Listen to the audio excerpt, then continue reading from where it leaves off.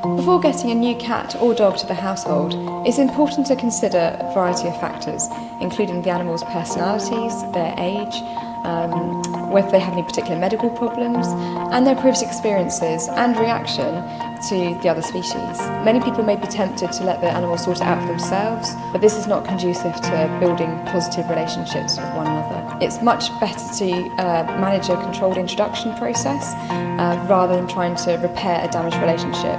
And this is why first impressions really count. When introducing a new animal into the household, it's important to give them space to settle in. So for a new cat, this may be a sanctuary room, like a spare bedroom where you can give them all of their resources, or for a new dog, we may want to section off part of the house.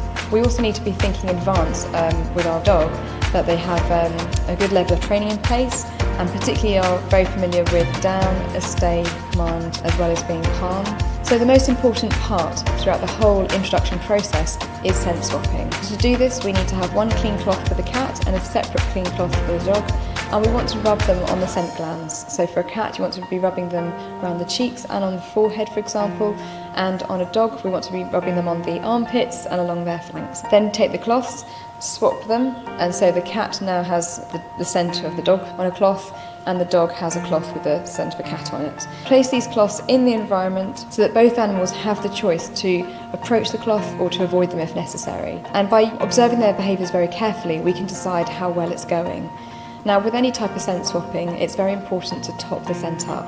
So this needs to be done once a day, and then we can progress through to a glass barrier. To do this, you may have a glass patio door, for example, or French doors within the house that have glass. And again, it's important that both animals have choice as to whether to approach or not, but particularly for the cat. It's very useful to have other members of the household, so ideally one person for the cat, another person for the dog, just to make sure that both animals stay calm and we can facilitate the process. Now, over successive repetitions where they've maybe seen each other through a glass barrier for 5 minutes at a time, little and often, ideally we can progress through to another barrier, so say for example a baby gate or a mesh barrier, for example, just so that they can see each other and start to smell one another but not get to each other. Again, lots of little repetitions over time, facilitating with treats, and so that we can really slowly build up to the point when we get to a face-to-face interaction.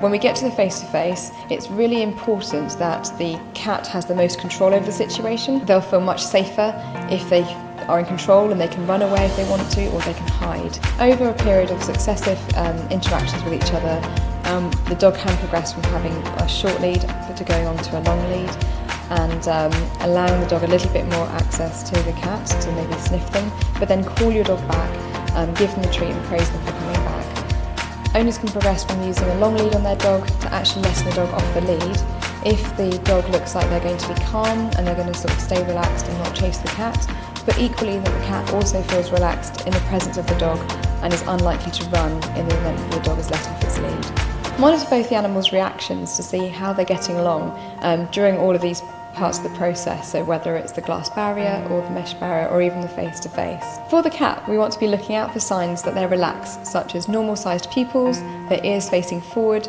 and a relaxed body posture. For the dog, we want to make sure that they are relaxed, that they're not anxious, and also that they're not too excited by the cat. They want to chase them or really pulling at the lead to try and get at them. Equally, if the dog's staring at the cat too much, this can be a problem too.